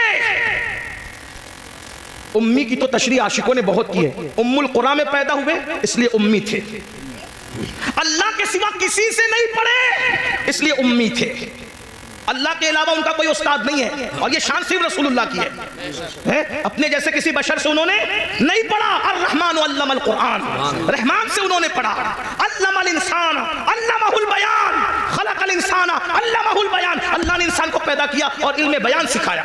वो अल्लमका मा लम तकुन तालम। मेरे इमाम कहते हैं ऐसा उम्मी किस लिए मिन्नत कशे उस्ताद हो, ऐसा उम्मी किस लिए मिन्नत कशे उस्ताद हो। क्या किफायत उसको इकरा रब्बुकल अकरम नहीं? क्या किफायत उसको इकरा रब्बुक? और उम्मी का एक माना माँ वाला भी होता है कि मेरे नबी माँ वाले थे, यानी माँ होने की एतबार से मेरे नबी की माँ जैसी थी, वैसे किसी की माँ हो भी नहीं सकती। हुजूर माँ मतलब माँ वाला, उम्मुल कुरा वाला, माँ वाला। उम्मुल किताब वाला भी उम्मी होता है, क्योंकि कुरान का एक नाम उम्मुल किताब भी है, उम्मुल किताब। अब आप कहते हैं अनपढ़। मैंने आखिरी बात कर दूं, चिट्ठियां इसलिए कर दूं वरना खत्म कर रहा। लोग क्या कह रहे हैं, क्या कह रहे हैं? ये लोग आपकी बस्तियों में रहते हैं, उन उम्मी थे। मैंने कहा भाई उम्मी थे, अल्लाह के शागिर्द थे, अल्लाह से पढ़ा था, लेकिन हुजूर का ये फरमान नहीं सुना। आका फरमाते हैं अना मदीनतुल इल्म। वाह वाह वाह वाह। आका ने क्या फरमाया? अना मदीनतुल इल्म। अनपढ़ कह रहे हो नबी को, नबी कह रहे मैं इल्म का शहर हूँ। वो अली जुन बाबूहा, और अली उसका दरवाजा है। नबी ने क्या कहा? मैं इल्म का, बोलो मैं इल्म का, मैं इल्म का शहर किसको कहते हैं? आपके गांव का नाम क्या है? हरियाणा। हरियाणा। ये क्या है?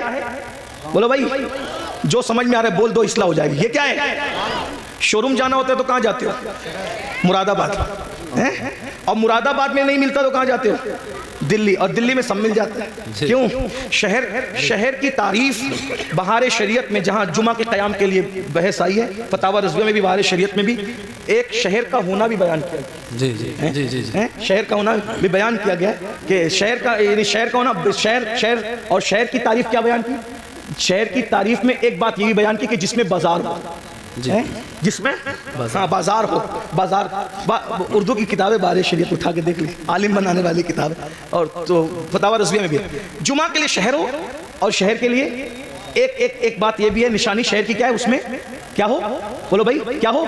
बाजार। और बाजार जो होता है ना शहर का, उसमें सब मिलता है।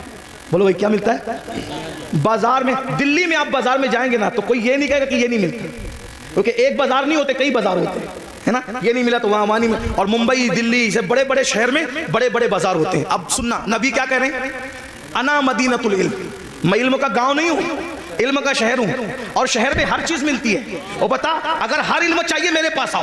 سائنس یہاں سے ملے گی, ٹیکنالوجی یہاں سے ملے گی, الجبرا یہاں سے ملے. ارے الجبرا پہ لوگ گھمنڈ کرتے ہیں. کسی اور زبان میں الف لام کے ساتھ کوئی بات کرتا ہو تو بتاؤ. یہ الجبرا ہی بتا رہا ہے کہ یہ عربیوں کا دیا ہوا ہے.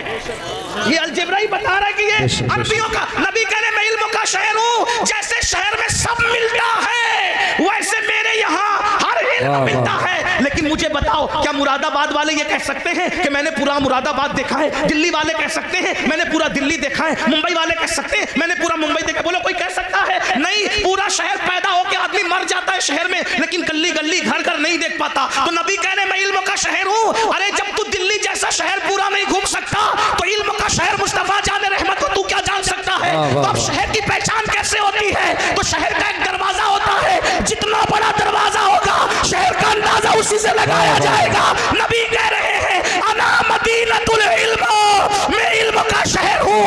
وعلی بابها, علی اس کا دروازہ ہے. دروازے کو دیکھ کر شہر کا اندازہ لگاؤ. ارے جب دروازے کی یہ شان ہے کہتے سلونی سلونی سلونی, مجھ سے جو چاہو پوچھ لو میں تمہیں جواب دے دوں گا.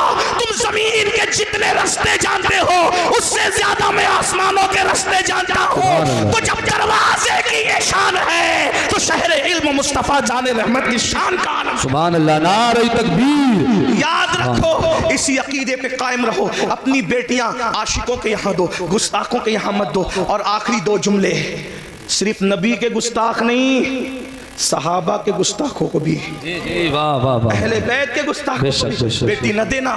کیونکہ شفا شریف میں قاضی ایاز لکھتے ہیں کہ ایک شخص مر رہا تھا. توجہ, شفا کو اگر مانتے ہیں قاضی ایاز کی تو سن لو. ایک شخص مر رہا تھا, اس کی زبان پہ کلمہ نہیں آ رہا تھا. لوگ کہتے تھے تو کلمہ نہیں پڑھ پا رہا ہے, تو وہ کہتا تھا میں ابو بکر و عمر کے گستاخوں کے ساتھ بیٹھتا تھا اس لیے میری زبان پہ کلمہ نہیں آ رہا ہے. میرے بھائی جو ابو بکر اور صدیق اور فاروق اعظم کے گستاخوں کے ساتھ بیٹھے, صرف گستاخی نہ کرے, صرف بیٹھے, مرتے وقت اس کی زبان پہ کلمہ نہیں آتا, تو جو رسول اللہ کے گستاخوں سے رشتہ داری کرے مرتے وقت اس کی زبان پہ کیسے کلمہ آئے گا؟ آپ کے ذمہ ہے ایمان کیسے بچاتے ہو. انہیں جانا, انہیں مانا, نہ رکھا غیر سے کام. للہ الحمد, میں دنیا سے مسلمان گیا. میرا وقت تو پورا ہوا, 2 منٹ میں نے زیادہ لی, اس کے لیے معذرت. استغفر اللہ ربی من کل ذنب واتوب الیہ. ابھی جانا نہیں, محفل جاری رہے گی. ایسی محفل سجنے کے لیے بہت محنت لگتی ہے. ابھی مفتی صاحب کا خطاب ہونا ہے. ہم لوگ اس لیے جلدی آ گئے کہ جلدی جائیں گے تو جلدی محفل شروع ہو جائے گی. ہم لوگ پبلک دیکھ کر نہیں آتے. ہاں 72 بھی ہو نا, وفادار چلیں گے. لیکن اللہ نے آپ کو بھیج دیا, آپ سب آ گئے ماشاءاللہ. ہم تو ماشاءاللہ 8:30 یا 8:35 سے یہاں کے بیٹھے. ہاں الحمدللہ. مفتی صاحب بھی تقریباً 8:45 کے قریب آ گئے تھے, 8:45 یا 9 کے آس پاس وہ بھی آ گئے. تو یہ علماء پہلے, اور میں تو آپ کو مشورہ دوں گا ایسے ہی کرو. ابھی کچھ کسی کے ستانے اور یہ کسی کے پریشر میں کرتے ہو, لیکن محفل کا مزاج بنا لو. مغرب کے بعد یا عشاء اول وقت میں پڑھ کے شروع کرو, 11, 11:30, 12 تک کی محفل ختم کرو. تم بھی فجر پڑھو, ہمیں بھی فجر پڑھ لے دو. ورنہ مقرر تو بیچارہ جاگ کر کے فجر پڑھ لیتا ہے کیونکہ صبح وہ ظہر تک سوئے گا, لیکن آپ کو تو کام پہ جانا ہے. فجر روز پڑھتا ہے, وہ بھی ہمارے جلسے کی وجہ سے پڑھ نہیں پاتا. اگر ایک کی بھی فجر ہمارے جلسے کی وجہ سے ترک ہوگی تو میں سمجھتا ہوں کہ کہیں نہ کہیں ذمہ دار بھی پکڑ میں آئیں گے اور چھوڑنے والا بھی پکڑ میں آئے گا. اور کروڑوں جلسے پڑھنے میں رکھا جائے اور فجر کی ایک نماز ایک پڑھنے میں رکھا جائے, دونوں برابر نہیں ہو سکتی. اس لیے 3 بجے تک 2 بجے تک مت جگایا کرو, جلدی جلسے ختم. جلسے دیر تک چلانا کمال نہیں ہے, جلسے میں اچھا پیغام دینا یہ کمال. بے شک اللہ پاک کی بارگاہ میں دعا ہے, گفتگو کے درمیان مجھ سے کوئی بھی غلطی ہو گئی ہو اللہ تعالیٰ معاف کر دے. استغفر اللہ ربی من کل ذنب واتوب الیہ وما علینا الا البلاغ.